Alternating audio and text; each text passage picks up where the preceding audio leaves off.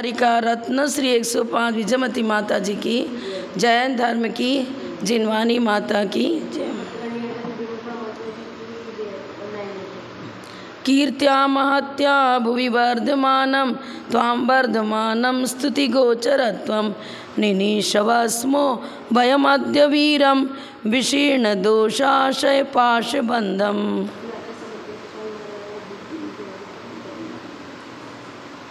41 page number 152।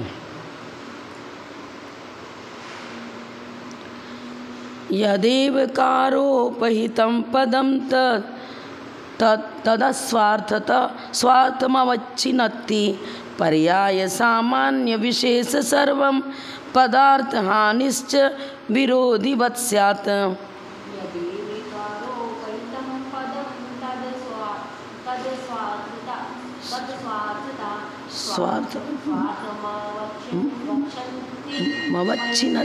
मवच्छिनत्ति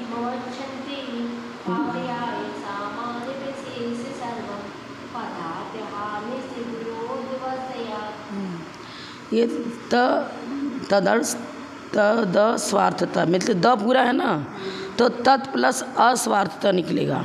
तदस्वार्थता तदस्वार्थता the पर जोड़ देंगे ना तो आगे का भूल जाएगा। तदस्वार्थता। अब क्या है, अन्य मत की खंडनी कर रहे हैं आचार्य महाराज। वो एकांतवादी हैं, जैन धर्म को छोड़कर अन्य सभी मतावलंबी वस्तु को एक धर्मात्मक मानते हैं। अब वो बोलते हैं कि पद में भी तो एवकार ही लगेगा। हमने घट शब्द का प्रयोग किया तो घट शब्द का वाच्यभूत जो अर्थ होता है वही उस घट शब्द का अर्थ होगा। ग्लास, कटोरी, मकान, दुकान, ये तो घट का अर्थ है नहीं, तो व्यवच्छेद हो जाता है उनका। तो घट से पद के साथ भी एवकार मौजूद है। आप कैसे कहते एवकार मत लगाओ, या नित्य ही है या अनित्य ही है, एक ही है। तो आप देखो पद में भी तो अपना अपना अर्थ सबका निकलता है। हमने कहा ये मेरा पुत्र है, तो पुत्र शब्द पुत्रत्व को ही तो सूचित करेगा, भ्रातृत्व को थोड़ी सूचित करेगा। यद एवकारो उपहितम, एवकार से उपहित माने सहित, एवकार से युक्त, जो एवकार से युक्त पद है वह तद अस्वार्थता, स्व अर्थ अपना अपना अर्थ, अ लगा दिया तो जो उसका अर्थ नहीं है वो हो गया अस्वार्थ। यह मनुष्य है तो मनुष्य अर्थ तो विदित हुआ, लेकिन उसके साथ ये भी हुआ कि मनुष्य को मनुष्य ही कहेंगे, देव नारकी आदि नहीं है। तो मनुष्य शब्द का जो अर्थ निकला है स्वकीय, वही उसका स्वकीय अर्थ माना जाएगा। जो उस शब्द से अर्थ निकलता ही नहीं है वो शब्द उस अर्थ का वाचक नहीं होगा। मनुष्य शब्द मनुष्य अर्थ का ही वाचक होगा, देव नारकी आदि का वाचक नहीं होगा। तो और माने निगेटिव हो गया ना। जिस शब्द का जो अर्थ नहीं है वो अर्थ उससे नहीं निकलेगा। घट शब्द का अर्थ घड़ा ही होता है, उससे वही अर्थ निकलेगा, दूसरा अर्थ नहीं निकलेगा। तो जीव कहा, तो जीव कहने से जीव की सिद्धि, जीव द्रव्य का ही अर्थ निकलता है। पुद्गल, धर्म, अधर्म, आकाश, काल, यदि ये अस्वार्थ में चले गए, मैंने विपक्षात व्यावृत्ति जिसको बोलते हैं ना, विपक्षात व्यावृत्ति, अस्वार्थ माने विपक्षात व्यावृत्ति समझ लो। जिस पद का जो अर्थ नहीं निकल रहा है वो सब अस्वार्थ में चला जाएगा, स्वार्थ उसका नहीं है। अच्छा, अन्वयार्थ, जो पद एवकार से युक्त है तद माने वह अस्वार्थ से स्वार्थ को अलग करता है। स्वकीय अर्थ जो उसका निकलता है उसके वही अर्थ होगा, उससे अन्य अर्थ की व्यावृत्ति हो जाती है। अलग करता माने व्यावृत्ति हो जाती है। जीवत्व कहने से अजीवत्व की व्यावृत्ति हो जाती है। अजीवत्व कहा तो जीवत्व की व्यावृत्ति हो जाएगी। अस्वार्थ से माने अजीवत्व से स्वार्थ जीवत्व को अलग करता है। अजीवत्व और जीवत्व दोनों बिल्कुल विपक्षी हैं। जो जीव है वो अजीव नहीं, जो अजीव है वो जीव नहीं। हाँ, अवच्छिन्नति इस प्रकार अलग करता है। और अब आचार्य करें पर्याय सामान्य विशेष गुण पर्यावत द्रव्यम है ना, तो सामान्य द्रव्यार्थिक नय का विषय हो गया, और भेद विवक्षा करते हैं तो विशेष पर्यार्थिक नय का विषय हो गया। पर्याय अनेक हैं। अब आचार्य बता रहे हैं कि यदि तुम पद से एवकार अर्थ ही लेते हो सर्वथा एकांत से, तो उस द्रव्य की जो पर्याय बनती हैं उसका भी उसी प्रकार व्यवच्छेद हो जाएगा जैसे जीव कहने से अजीव का व्यवच्छेद हो जाता है, अलग कर देते हैं। लेकिन अपने अंदर अनेक गुण धर्म हैं, उस अनेक को स्वीकार करते हुए एव को स्वीकार करो। हम जीव हैं तो क्या हमारे अंदर मात्र जीवत्व ही है क्या? मात्र जीवत्व नहीं है, सामान्य अनेक धर्म हमारे और भी मौजूद हैं। ज्ञान गुण से चैतन्य की ज्ञप्ति होती है, पर अस्तित्व अस्तित्व प्रमेयत्व आदि हैं, ये गुण भी उसमें उसी प्रकार मौजूद हैं जैसे जीवत्व मौजूद है। वस्तु सामान्य विशेषात्मक है ना, अस्तित्व अस्तित्व प्रमेयत्व अगुण लघुत्व प्रदेशत्व आदि जो गुण हैं वो भी तो उसमें उसी प्रकार अपना अस्तित्व बनाए हुए हैं जैसे कि उसका विशेष गुण जिस प्रकार विशेष गुण हमने जीवत्व मान लिया वो तो उसमें है ही, लेकिन उसके साथ साथ अन्य धर्म भी तो मौजूद हैं। अगर तुम एव लगा देते हो यह जीव है हमने कहा, तो स्यादवादी कहेंगे कि जीव उसका विशेष धर्म हुआ जीवत्व, पर उस जीवत्व की जो जीवत्व मतलब चेतनत्व, उस चैतन्य की वैभाविक परिणति भी होती है, स्वाभाविक परिणति भी होती है। उसमें कर्मों के क्षेत्रम के अनुसार उस जीवत्व की गुण स्थानों के अनुसार अनेक चर्चा हो जाएगी। वैभाविक परिणति के अनुसार, स्वाभाविक परिणति के अनुसार अनेक चर्चा हो जाएगी, अनंत अवस्था सिद्ध अवस्था। फिर उसमें जो उसका चैतन्य है उसकी तीनों पर्याय समय सम्यक ज्ञान सम्यक चारित्र, और उस जीवत्व की मतलब चेतनत्व की वैभाविक परिणति हो गई तो वो मिथ्यात्व से होने वाला जो परिणाम है वो सब बन जाएगा। तुम अनेकता को स्वीकार करते हुए एकता को मानो, सर्वथा एव नहीं लगेगा। हमने कहा यह जीव है तो शादवादी कहेंगे कि नहीं, जीव तो है, मान रहे विशेष गुण उसका जीवत्व है, लेकिन उस जीवत्व के साथ साथ अनेक सामान्य धर्म भी उसमें मौजूद हैं। तत्वार्थ सूत्र में कहा रूपिणा पुद्गला, शब्द तो लिखा रूपिणा, रूपी शब्द का प्रयोग किया, लेकिन उसके साथ अविनाभाव संबंध को रखने वाले गंध रस स्पर्श आदि जो गुण हैं और उसमें होने वाली अनेक पर्याय, रूप में भी तो अनेक रूप हो जाए, काला नीला पीला हरा आदि उसकी पर्याय भी तो बनेगी। अगर एवकार जीव का उच्चारण तो वैसा ही किया, यह जीव है, लेकिन जो स्यादवाद अनेकांतवादी है, मतलब जैन फिलॉसफी के अनुसार, जैन धर्म के अनुसार जीव कहने से हम उसके अन्य धर्मों को, अन्य पर्यायों को भी स्वीकार करते हैं, क्योंकि गुण पर्याय द्रव्यम, गुण और पर्यायों का समूह द्रव्य। हमने कहा जीव है तो जीव द्रव्य तो हुआ, लेकिन उस जीव द्रव्य के साथ उसकी अनेक गुण और अनेक पर्याय भी सम्मिलित हैं। और तुम पद से सर्वथा एवकार मानो तो मात्र जीवत्व होता है और उसके अंदर रहने वाली पर्याय कट हो गई, उनको अस्वीकार कर दिया। विशेष धर्म है वो भी अस्वीकार कर दिया। जब पर्याय और विशेष सब को आप कट कर देते हो, हटा देते हो, उनमें अत्यंत अभाव का बताते हो, तो अब तो सामान्य भी नहीं टिकेगा, क्योंकि उनमें अविनाभाव संबंध है। द्रव्य के बिना पर्याय नहीं, पर्याय के बिना द्रव्य नहीं। गुण भी स्वीकार करो, गुण और पर्याय का समूह द्रव्य है। हम स्याद पूर्वक एव शब्द का प्रयोग करते हैं। द्रव्यार्थिक नय से वस्तु नित्य है, हमने नय लगा दिया ना, इस अपेक्षा से नित्य है, हर अपेक्षा से नित्य नहीं है। पर आप स्याद शब्द का प्रयोग करते नहीं हो। जो पद एवकार से युक्त है, एवकार माने सर्वथा एवकार, सर्वथा एवकार मत लगाओ, एव लगाओ पर अपेक्षा दिखाते हुए एव लगाओ। द्रव्यार्थिक नय से वस्तु नित्य है, पर्यायार्थिक नय से अनित्य है। फिर हम कह रहे द्रव्यार्थिक नय से नित्य ही है, लो ही लगा दिया, एव लगा रहे ना, पर ही लगाते हुए भी अपेक्षा क्या लगाई, द्रव्यार्थिक नय से। अब कोई तकलीफ नहीं है। अनुमत के लोग स्यादवाद बोलते हैं, लेकिन स्यादवाद का अर्थ नहीं लगा, वो स्यादवाद को हटाते हैं ना, खंडन करते हैं ना। स्यादवाद माने जैन धर्म। लेकिन वो शब्द तो लेते हैं, लेकिन अगर ये शब्द लेते हैं तो उसके हिसाब से परिभाषा नहीं देते हैं। शब्द रहने पर जब एवकार लगा दिया तो सापेक्ष कथन नहीं हुआ, निरपेक्ष कथन हो गया। तो निरपेक्ष कथन, स्यादवाद का मतलब सापेक्ष कथन, और एकांत का मतलब निरपेक्ष कथन। तो क्या सापेक्ष ने सम्यक और निरपेक्ष ने मिथ्या। देखो टीका हम देखेंगे। हाँ, पर्याय सामान्य विशेष इन सबको भी इससे पदार्थ की हानि वैसे ही होती है जैसे विरोधी अजीवत्व की होती है। आप अजीवत्व तो विरोधी रहा,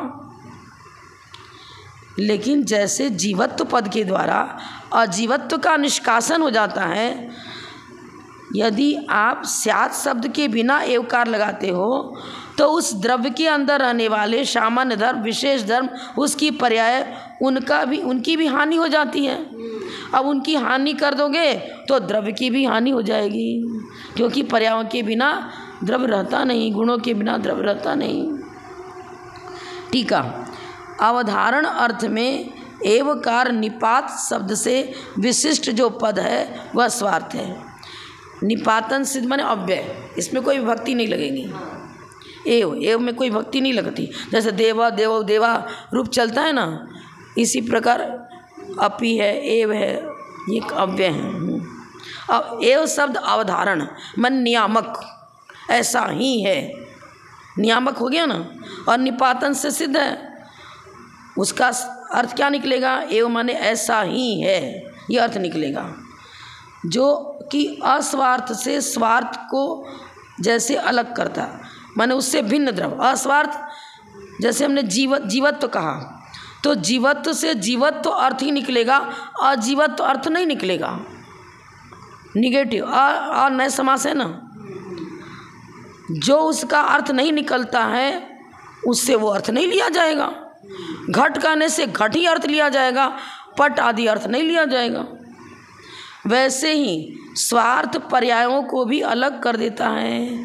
आप स्वार्थ से शब्द मात्र को पकड़ रहे हो। जैनाचार्य बता रहे हैं पद का वाच्यभूत पदार्थ भी अनेक धर्मात्मक है। आप पद का वाच्यभूत अर्थ एक धर्मात्मक लेते हो। घट कहा तो घट से आपने घट शब्द उसके आकार मात्र को ग्रहण किया। हम घट कहने पर द्रव्य गुण पर्याय सहित उन तीनों सहित घट को स्वीकार कर रहे हैं। द्रव्य गुण पर्याय सहित घट है तो द्रव्य कौन सा? पुद्गल द्रव्य है, मानना पड़ेगा। घट तो एक पर्याय का सूचक हुआ, घड़ा, पर हम उसमें घड़े के अंदर गुण धर्म को भी स्वीकार करेंगे। वो मिट्टी का जी घड़ा रखा है तो पुद्गल द्रव्य है, और पुद्गल द्रव्य की अशुद्ध व्यंजन पर्याय है, घटाकार रूप पर्याय मानेंगे। फिर उसमें गुणधर्म भी अनेक बनेंगे। वर्ण गंध, पुद्गल है तो वर्ण गंध रस स्पर्श सब बनेगा। और तुम तो एवकार सर्वथा लगा रहे हो, एकांतवादी हो। घट ही है, अरे घट है तो घट तो एक पर्याय हुई, वो किस द्रव्य की पर्याय हुई? वो द्रव्य तो मानोगे पुद्गल द्रव्य। फिर पुद्गल द्रव्य मान रहे हो तो वर्ण गंध रस स्पर्श चारों को स्वीकार करना पड़ेगा। अब जो वस्तु अनेक धर्मात्मक है, सबसे पहले इसको स्वीकार करो। उसको स्वीकार करते हुए चर्चा करो तो कोई तकलीफ नहीं है। हम भी कहते हैं एक सामने घड़ा रखा है तो घड़, ये कोई पूछे कि क्या है, मैंने कहा घड़ा है। लेकिन मेरे मस्तिष्क में वो शादवाद नए की विवक्षा सम्मिलित है। हम ये जान रहे घड़ा भी है और मिट्टी का घड़ा है, ये पुद्गल द्रव्य की पर्याय है। हमारे थिंकिंग में ये भी चीज़ है। तो जैसे एकांतवादी एव शब्द से सर्वथा एवकार स्वीकार करते हैं, हम उसको सर्वथा एवकार रूप स्वीकार नहीं करते हैं, उसमें न विवक्षा लगाते हुए एवकार स्वीकार करते हैं। द्रव्यार्थिक नय से वस्तु नित्य है, घड़ा फूट गया, तभी पुद्गल द्रव्य का अभाव नहीं हुआ। तो द्रव्य तो नित्य रहेगा, पर्याय विघटित होती रहेंगी। आपने भोजन किया, हमने आहार लिया, तो फिर उसके बाद सब धातु रूप उसका परिणमन हो गया।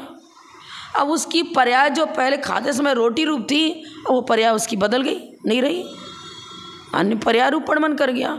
ये तो आज का साइंस भी स्वीकार करता है कि सत का अभाव नहीं होता, पर्याय उसमें विघटित होती बदलती, भी स्वीकार करते हैं। सर्वथा एवकार लगा दो तो गुण पर्यवत द्रव्यम, ये चर्चा समाप्त हो जाएगी ना। और ये चर्चा समाप्त हुई तो वस्तु तत्व कोई ऐसा है ही नहीं। द्रव्य के बिना गुण नहीं, गुण के बिना द्रव्य नहीं, और गुण है तो द्रव्य गुण पर्याय सब मानना पड़ेगा। ये चीज़ है ना।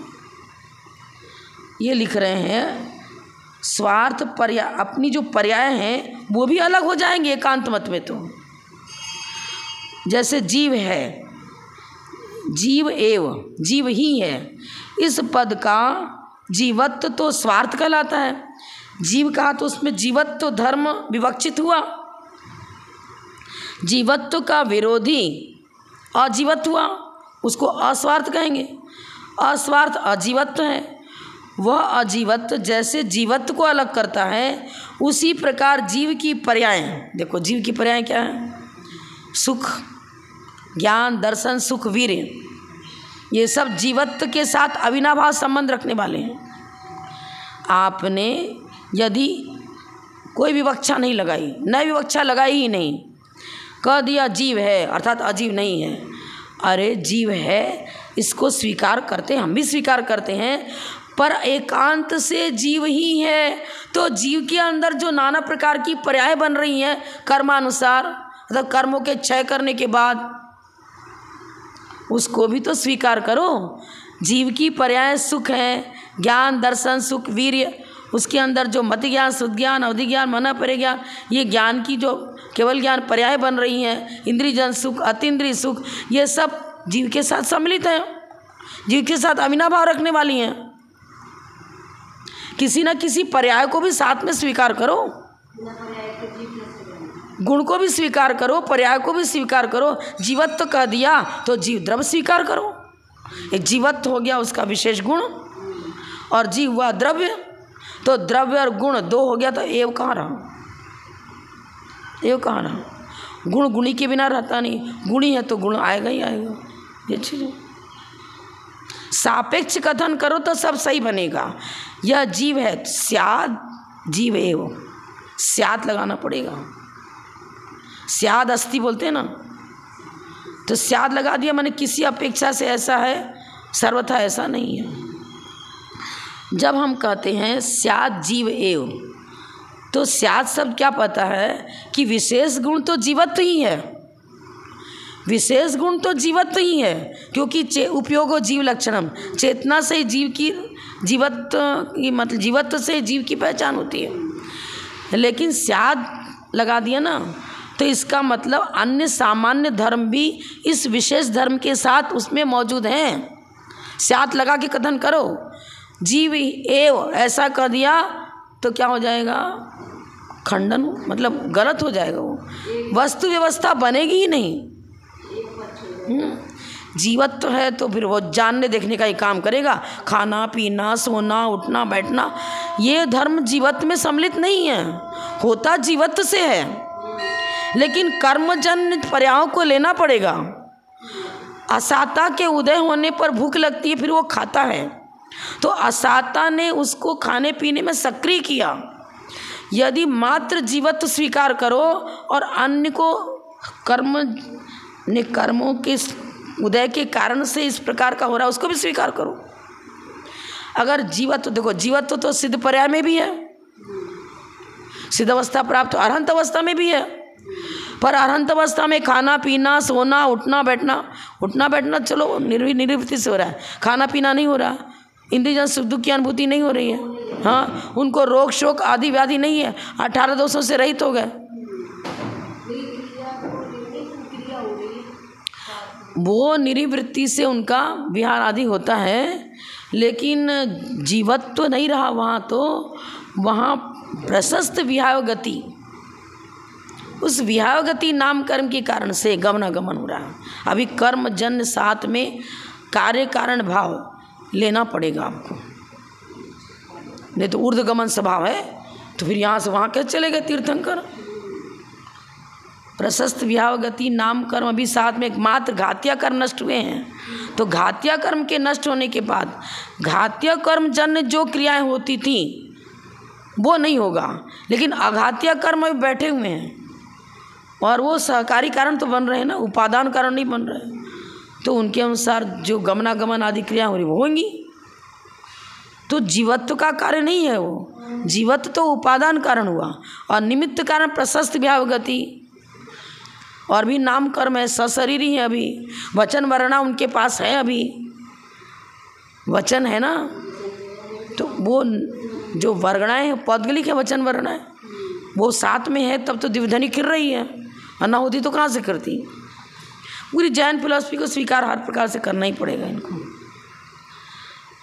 ये बता जीव की पर्याय सुख ज्ञान आदि को भी अलग कर देता है यदि एव लगा दो तो, अन्यथा सुख आदि पद का कथन व्यर्थ हो जाएगा। यह व्यक्ति सुखी है या दुखी है, जीव के साथ आप लगाते वो कैसे बनेगा। क्यों सुखी है क्यों दुखी है, अरे साता का उदय चल रहा है तो सुखी है, असाता का तीव्र उदय है तो दुखी है। अब तुम एव कैसे लगाओगे। उस जीव के साथ कर्मजन्य पर्याय उसके साथ मौजूद हैं। अब जब कर्मजन्य पर्यायों का अभाव हो जाता है, सिद्ध अवस्था प्राप्त हो जाती है, तब भी षड्गुण हानि वृद्धि रूप में परिणमन होता है, स्वाभाविक परिणमन होता है। पर्याय के बिना सिद्ध पर्याय जो है उसमें भी शुद्ध जीव द्रव्य और शुद्ध पर्याय शुद्ध व्यंजन पर्याय, और उसमें चाहे ज्ञान चाहे दर्शन चाहे वीर्य आदि जो है ना 8 गुण भी स्वीकार करने पड़ेंगे सिद्धों के मुख्य जो 8 गुण बताए। और तुम किसी को स्वीकार न करो, एकांतवादी एव लगा करके एकांतवाद पूर्वक एव लगाओ तो गलत, और स्यादवाद पूर्वक एव लगाओ तो सही। स्याद अस्थि हमने अस्थि लगाया, हम कहाँ बोल रहे हैं अन्य की तो विवक्षा नहीं लगा, कह तो रहे अस्थि, लेकिन स्याद साथ में लगा दिया। माने द्रव्यार्थिक नय से स्वचतुष्टय की चर्चा होती है। अस्थि वो भी द्रव्यार्थिक ने स्वचतुष्टय की चर्चा करा है, स्वद्रव स्वचेत स्वकाल स्वभाव एव लगा करके यहाँ अस्थि ही है, तो अस्थि है तो उसमें वस्तुत्व प्रमेयत्व अगुरु लघुत्व आदि गुण भी तो हैं, वो भी अस्थि के रूप में मौजूद है। उसी समय जिस समय का स्याद जीव एव कहा तब तो एकांतवाद हो गया, और स्याद शब्द लगा रहे हैं तो सापेक्ष कथन हो गया। मन जीवत्व भी है और उसके साथ साथ उसके अंदर रहने वाले स्वचतुष्टय रूप स्वद्रव स्वचेत स्वकाल भाव वो भी उसमें अस्थि के रूप में मौजूद है। एवकार द्रव्यत्व चेतनत्व आदि सभी सामान्य धर्मों को भी अलग कर देवे। एवकार ऐसे लगाओगे बिना सापेक्ष कथन किए, निरपेक्ष कथन करते हुए एवकार लगाते हो तो उस जीवत्व के साथ उसी समय द्रव्यत्व चेतनत्व प्रदेशत्व प्रमेयत्व आदि सामान्य धर्म भी तो हैं, फिर तो वो भी अलग हो जाता है। मैं द्रव्य हूँ मैं चेतन हूँ, ऐसे प्रयोग विरोध को प्राप्त हो जाएंगे। आप जिस समय कहोगे मैं द्रव्य हूँ उस समय आप ये नहीं कह सकते कि मैं चेतन हूँ। जब आपने कहा कि मैं चेतन हूँ तब आप उस समय वो ये नहीं कह सकते कि मैं द्रव्य हूँ। आचार्य खंडन कर रहे हैं उनका। तुम तो अद्वैत स्वीकार करो ना, एक रूपता स्वीकार कर रहे हो ना, एक सर्वथा एक नहीं बनेगा। मैं द्रव्य हूँ मैं चेतन हूँ, दोनों विरोधी एकांत में बैठते हैं, तो अद्वैतवादी एव लगा रहे हो ना, जीव ही है। अरे जीव भी है तो उस जीव की अनेक पर्याय बनती हैं।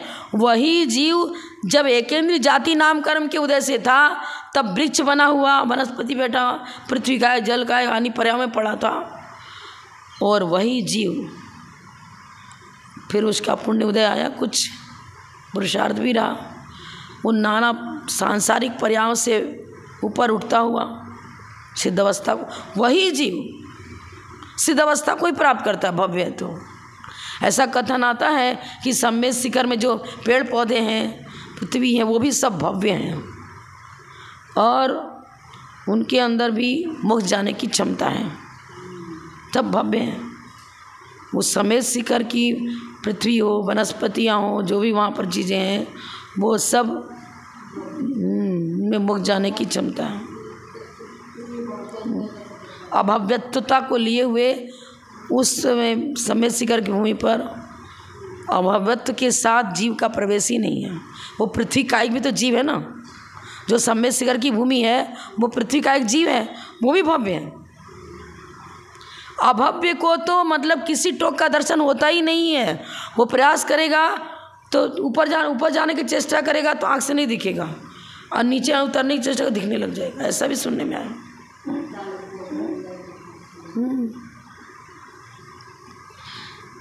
क्योंकि जीव पद से ही द्रव्यत्व आदि का कथन हो गया। जीव पद से द्रव्यत्व आदि का कथन हो गया, उसी प्रकार अनंत कथन के अविषयभूत विशेष अर्थ पर्यायों को भी एवकार व्यवच्छेद कर देवे, अन्यथा इन पर्यायों को विषय बनाने का प्रसंग आता है। उसी तरह क्रम से उत्पन्न हुए पर्यायों के साथ रहने वाले सामान्य धर्म और अवाच्यभूत विशेष पर्यायों का व्यवच्छेद अर्थात अलग होने पर जीव पद नाम से कहे जाने वाले जीवत्व पदार्थ की भी हानि वैसे ही हो जाएगी जैसे विरुद्ध धर्म वाले अजीवत्व की होती है। यहाँ संक्षेप में ये बता रहे हैं, जीवत्व का विरोधी हुआ अजीवत्व। आप जैसे जीव ही है ऐसा कर रहे हो तो अजीवत्व का विवच्छेद हो गया। अब जीव ही ऐसा कहोगे तो उस जीव तो वो जीव ही तो अनेक धर्मात्मक है, तो जीवत्व धर्म की तो सिद्धि जीव पद से हो गई, पर उसके साथ रहने वाले अस्तित्व वस्तुत्व प्रमेयत्व और उसके अंदर रहने वाले अनेक गुण और उसके अंदर रहने वाले अनेक धर्म पर्याय, उनका भी व्यवच्छेद हो जाएगा। और उनका व्यवच्छेद हो जाने पर उत्पाद व द्रव्यतम सत रहा ही नहीं। आप तीन कहाँ स्वीकार करो? उत्पाद व द्रव्य, तीनों को एक साथ स्वीकार करो तब जीवत्व को स्वीकार करो, और वैसा करते नहीं है। ये जीव ही है, हम कह रहे जीव तो है, सद्रव्य लक्षण उसमें लागू है, पर उत्पाद व द्रव्यतम सद्रव्य लक्षणम गुण पर्य व द्रव्यम इस प्रकार स्वीकार कर रहे हैं ना। इन सिद्धांतों को लिए बिना मात्र जीवत्व को स्वीकार करो तो गलत हो जाएगा। जिसको आप जीवत्व कर रहे हो वो जीवत्व के साथ उसका प्रदेशत्व भी है। आइटम कोई है ना, ये टेबल है तो टेबल ही है। अरे टेबल बना किससे है? कोई द्रव्य तो स्वीकार करो। ये लकड़ी है, लकड़ी से तैयार हुआ है, द्रव्यत्व को भी स्वीकार करो, मात्र टेबल को ही स्वीकार मत करो। वो टेबल किसी चांदी के द्रव्य से बना हुआ है कि लोहे से बना हुआ है कि लकड़ी से बना हुआ है, साथ साथ इसको भी तो स्वीकार करना पड़ेगा। द्रव्यत्व को स्वीकार करो, उसकी पर्यायों को स्वीकार करो, उसके गुणधर्म को भी स्वीकार करो। प्लाई बोर्ड की लकड़ी है कि सागवान की लकड़ी है कि और किसी चंदन की लकड़ी है, लोग तो कैसे आप कह रहे एक ही? अरे सर्वथा हमने एव लगाया तो सापेक्ष कथन करते हुए एव है तब तो गलत नहीं है, और निरपेक्ष कथन करते हुए एव है तो अपने गुण धर्म पर्यायों की का भी व्यवच्छेद साथ साथ में हो जाता है और वो गलत हो जाएगा। विशेषार्थ देखो, आप आचार्य बता रहे हैं ना, स्यादवाद में आपका प्रवेश हो जाएगा। वो कहे कि यदि हम तो प्रतियोगी अजीव का व्यवच्छेद करते हैं। देखो यहाँ देखो, फिर एवकार जीव के प्रतियोगी मन विपक्षी अजीव पद को ही अलग करता है, अप्रतियोगी को नहीं। अब वो कह चलो हम अप्रतियोग कहाँ अलग करते हैं? जीवत्व की पर्याय सामान्य विशेष धर्म अप्रतियोगी हैं, उन पर्याय आदि की यहाँ प्रासंगिकता नहीं है। सो ऐसा नहीं, क्योंकि फिर तो आपने स्यादवाद में ही प्रवेश कर लिया। आचार्य बता रहे हैं फिर तो आपने जैन धर्म को ही स्वीकार कर लिया, जैन फिलोसफी को स्वीकार कर लिया। स्वचतुष्टय से व्यावृत्ति नहीं होती, पर चतुष्टय से व्यावृत्ति होती है। फिर तो जैन फिलोसफी को आपने मान लिया। एकांतवादी कहाँ रहे? नहीं रहे। विशेषार्थ जीव में एवकार लगा के प्रतिपक्षी प्रश्न करता है कि एवकार से वह मात्र जीव ही रहा, अन्य अजीव की तरह उस जीव के गुण पर्याय आदि भी अलग हो गए, तो जीव पदार्थ की हानि वैसे ही हो जाएगी जैसे अजीव पदार्थ की हानि होती है। जीवत्व से अजीवत्व को हमने हटाया, माने उसकी हानि हो गई। उसी प्रकार से उस जीव के साथ रहने वाले गुण पर्याय आदि भी अलग हो जाएंगे। प्रतिपक्षी कहता है ना, प्रतिपक्षी मैंने एकांतवादी यहाँ पर समझ। अब आचार्य कर ऐसा हो जाएगा फिर तो अन्य जीव की पर्याय। अब देखो जीव ही तो अनेक हैं, जीव भी अनेक हैं। हमारे यहाँ तो एकत्व प्रतिविज्ञान और सादृश्य प्रतिविज्ञान, फिर बोलते हैं ना तिर्यक रूप में तो अनेक, जैसे कि गोत्व धर्म सिद्ध कर रहे हैं तो अनेक गायें बैठी हैं, तो सादृश्यता की अपेक्षा से हम उनको एक जैसा बता रहे हैं। गाय ये भी गाय, ये भी गाय, एक ही प्रकार के पद का प्रयोग कर रहे हैं, ये भी गाय, ये भी गाय, ये भी गाय। लेकिन उड़ता सामान्य की अपेक्षा से, उड़ता सामान्य में तो एक ही द्रव के अंदर नाना पर्याय बन रही हैं और उन नाना पर्यायों के बीच में या वही है वही हम कर रहे हैं, वो एकत्व हो गया, एकत्व प्रतिज्ञान। सामान्य उड़ता सामान्य और तिर्यक सामान्य को लेकर के है ना, ये सारी चीज़ें आपके अन्य मतों में है ही नहीं, कैसे सिद्ध हो? किस समय हम बाल्यावस्था और युवावस्था दोनों पर्याय की अपेक्षा प्रतिपक्षी हैं, लेकिन द्रव्यार्थिकने से वही जीव है, पहले बाल्यावस्था में था फिर युवावस्था में पहुंच गया। सापेक्ष कथन करो ना। कोई पुद्गल द्रव्य पहले लोहे की पर्याय में था, पारसमणि के संपर्क से उसका लोह पर्याय बिगड़ जाता है और सोने की पर्याय उसकी हो जाती है। अब क्या कहते हैं, जैन सिद्धांत में सब घटित हो रहा है। और ये तो लोहा ही है ही, अरे ही लगा तो सोना कैसे बन गया? पारसमणि के संपर्क सोना बना तो सही, कैसे बन गया? ही लगा दोगे तो। मनुष्य ही है तो त्रैकालिक मनुष्य ही था क्या? ऐसी कोई आयु नहीं होती है कि पहले भी अनादिकाल से मनुष्य आई, अभी भी मनुष्य आई, आगे भी मनुष्य आई, इतनी और है भी। मान लो किसी का बन भी गया, क्वचित मान लो तो बुद्धिमान आयु तो समाप्त हुई और नवीन मनुष्य आयु प्रारंभ हुई। पूर्ववर्ती बुद्धिमान था वो विघट गई, फिर नवीन, क्योंकि ऐसी कोई 33 सागर उत्कृष्ट आयु है देवा, वो भी मनुष्य में तो है ही नहीं, सवाल ही नहीं है। मनुष्य में तो 1 कोटि पूर्व कर्म हुई, मनुष्य की 1 कोटि पूर्व आयु होती है, होती ही नहीं इससे ज़्यादा। तो जैन सिद्धांत को स्वीकार करे बिना अन्य मत को कितना भी प्रकार से सिद्ध करना चाहे वो युक्ति संगत बैठता ही नहीं है, नहीं बनता, किसी प्रकार से नहीं बनता।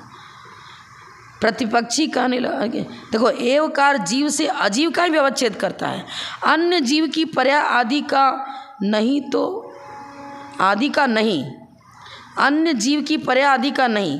तो आचार्य कहते हैं यह तो शाद्वाद शासन को आपने अपना लिया। स्वचतुष्टय की विवक्षा आ गई, स्वचतुष्टय से अस्ति और परचतुष्टय से नास्ति। हम स्वचतुष्टय से बहुत सारी चीज़ों को अस्ति के रूप में स्वीकार कर रहे हैं। द्रव्य है तो उसके साथ उस द्रव्य के रहने वाले अनेक गुण धर्म सब स्वचतुष्टय में आ जाएंगे। हमारा गुणधर्म मेरे साथ है, आपका गुणधर्म आपके साथ है, जीवत्व तो आप में भी है और हम में भी है, लेकिन स्वचतुष्टय से हम स्व को अस्ति रूप में कहेंगे, आपको नास्ति रूप में कहेंगे। पर चतुष्टय हो गया। थोड़ा सा भावार्थ और देख लो आप, पेज नंबर 154। यदि कोई पद एवकार युक्त है, जैसे जीव एव जीव ही है, तो वह अन्य अर्थ से हटाकर वो पद क्या करता है, वो पद अपने अर्थ को देता है, लेकिन अन्य अर्थ से हटाकर खुद के अर्थ में ले लेता है। माने खुद का अर्थ तो सूचित होता है, जीव से जीव का अर्थ ही सूचित हुआ, अजीव का नहीं। प्रत्येक शब्द अस्व माने जो उसका अर्थ नहीं है उसका व्यवच्छेद कर देता है, ठीक है। जो उसका अर्थ है उसको ग्रहण करता है, पर जिस पद भी प्रत्येक पद अनेक धर्मात्मक वस्तु को ही सूचित करता है। हमने अभी कई बार उदाहरण दिया, घड़ है, घड़ा कहाँ, तो घड़ा तो एक पर्याय हो गई। किससे बना अभी बताया ना, चांदी से बना है कि मिट्टी से बना है, कैसे तुम अपेक्षाकृत एव की चर्चा करो ना। घड़ा है यह पद भी अनेक धर्मात्मक वस्तु को ही सूचित कर रहा है। यह वस्त्र है तो यह वस्त्र है, हमने कहा शब्द में तो वस्त्र शब्द का प्रयोग किया, उच्चारण करके वस्त्र शब्द लिखा, पर हम वस्त्र कहते समय ये भी जान रहे हैं कि ये वस्त्र किसका है, समझ में आ रहा है ना। खरीदने के समय सूती वस्त्र चाहिए कि सिल्कन चाहिए, क्या चाहिए, ये माइंड में उसके गुणधर्म भी तो मौजूद हैं। हाँ हाँ हाँ, वस्तु के बिना पर्याय की चर्चा। वस्त्र तो एक पर्याय हो गई, द्रव्य को स्वीकार करो, उसके गुणधर्म को भी स्वीकार करो। कोई वस्त्र ज़्यादा टिकाऊ होता है, उसका धागा अच्छी क्वालिटी का है, कोई रफ क्वालिटी का है, कच्चा धागा से बना दिया। क्वालिटी क्वांटिटी सब कुछ स्वीकार करना पड़ेगा। क्वालिटी है तो द्रव्य को भी स्वीकार करना पड़ेगा। लकड़ी लकड़ी है, लेकिन प्लाईवुड की लकड़ी है कि सागवान की है कि चंदन की है, सब स्वीकार करना पड़ेगा। लकड़ी तो कह दिया, पद एक ही है, लकड़ी लकड़ी इस शब्द का प्रयोग किया, लेकिन वो पद भी हमें स्यादबाद अपेक्षा को देता है। आप लकड़ी दुकान में गए, हमें लकड़ी चाहिए, पूछेगा कौन सी लकड़ी चाहिए, आपको सागवान की लकड़ी चाहिए कि प्लाईवुड की चाहिए, क्या चाहिए। लकड़ी शब्द भी वो वेराइटीज़ को अपने मंदिर में समाये हुए। लकड़ी से लकड़ी आएगा, सोना चांदी नहीं आएगा, इतना जरूर है। पर उसमें भी स्वचतुष्टय की अपेक्षा अनेक गुणधर्म मौजूद है ना। मान लो हमने कह दिया सागवान की लकड़ी, पर सागवान एक शब्द हुआ, लकड़ी दूसरा पद हुआ। वो सागवान भी कहाँ से आया, किसी वृक्ष से आया, वो भी उसकी पर्याय हुई। बहुत सारी चीज़ें हैं, किस जंगल से आया, कहाँ से आया, उसकी कौन सी पर्याय बनी, पहले कौन सी पर्याय में था, अभी कौन सी पर्याय में है। जब हम कह रहे हैं मेरा पुत्र है, तो पुत्र धर्म तो सूचित हुआ पुत्र शब्द से, लेकिन उसकी पूरी जीवनी उस पुत्रत्व के साथ सम्मिलित है। क्यों पुत्र कह रहा है, माता पिता ने जन्म दिया था, पहले ये 9 महीने गर्भ में रहा था, फिर ऐसे ऐसे इसका पालन पोषण हुआ। वो सारी भूमिका उसमें भूतपूर्व प्रज्ञापन ऐसे सम्मिलित है, सब सम्मिलित रहेगा, ऐसा बन नहीं सकता। कोई प्रत्येक पद अनेक धर्मात्मक वस्तु की विवक्षा देता है, कोई भी पद ऐसा नहीं जो एक धर्मात्मक वस्तु की विवक्षा देता हो, सीधा सीधी बात। प्रत्येक शब्द अस्व अर्थ का व्यवच्छेदक है, यानी उस पद का जो अर्थ नहीं है उस अर्थ को दूर करता है। ठीक है, ऐसा शब्द में स्वभाव पड़ा है, स्वभाव तो है, लेकिन अब देखो आगे क्या बता रहे हैं। पदार्थ सामान्य विशेषात्मक है। हमने घट कहा तो सामान्य विशेषात्मक धर्म को लिए हुए घट की विवक्षा हुई, एक धर्मात्मक धर्म को लिए हुए घट की विवक्षा नहीं हुई। अरे वो पहले मिट्टी का लोंदा था, कुम्हार ने उसको अच्छा घोट पीट करके उसको पहले अच्छी योग्य बनाया, कचरा वचरा निकाला, उसको मुलायम बनाया, चिकना किया अच्छे से, पानी डाल डाल करके जिस रूप में मिट्टी घड़ा रूप परिणमन कर सके, पहले मिट्टी को वो रूपता दी, फिर स्थास कोस कुशील आदि पर्याय, तब तो घड़ा बना। हाँ, भूतपूर्व प्रज्ञापन से वो सारी पर्याय उस घट की विवक्षित अविवक्षित के रूप में मौजूद हैं। विवक्षित के रूप में घट, पर अविवक्षित के रूप में वो सब मौजूद है, सामान्य विशेषात्मक है। और जब अभिव्यक्ति स्वरूप कोई पद बोला जाता है तो द्रव्य गुण कर्म सामान्य विशेष इन सब में से किसी एक को प्रधान करते हैं, एक का प्रधान रूप से अर्थ आता है और दूसरे की उससे स्वीकृति बनी रहती है। स्वीकृति है, स्वीकृति नहीं लेंगे ना तो बहुत गड़बड़ हो जाएगा, लोक व्यवहार भी नहीं चलेगा।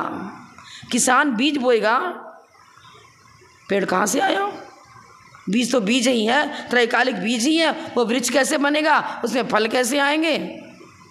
कपास पेड़ में लगा, कपास तो कपास ही है, उससे धागा कैसे बनेगा, फिर वस्त्र कैसे बनेगा, फिर आप पहनोगे कैसे, उसका कैसे, वो पुराना भी नहीं होगा, नया नया ही बना रहेगा, कहीं पुराना ही नहीं होगा, जीर्ण शीर्ण ही नहीं होगा। बहुत एकांत में तो सारा ही घोटाला। प्रत्येक पद वो अपना कोई ना कोई अर्थ लिए हुए है, लेकिन वो अर्थ भी, अर्थ माने पदार्थ, सामान्य विशेषात्मक पदार्थ की ही विवक्षा देता है। यह कलम है, पेन है, तो हम जान रहे हैं कि पेन की अर्थक्रिया ये है, लेकिन पूछा जाएगा आपके पास पेन है, वो क्या चांदी की कलम आपने बनाई है या सोने की बनाई है या प्लास्टिक की बनाई है, उसमें रिफिल है, फिर उसमें स्याही है, कलम कह देने मात्र से उस कलम की अंदर सारी उसकी पर्याय, उसकी विवक्षा, उसके गुणधर्म सभी सम्मिलित है ना। टाइम हो चुका। जब बोलो परम पूज्य प्रथम गणनीय हरिका रत्न श्री स्वामी विजयमती माता जी की जय।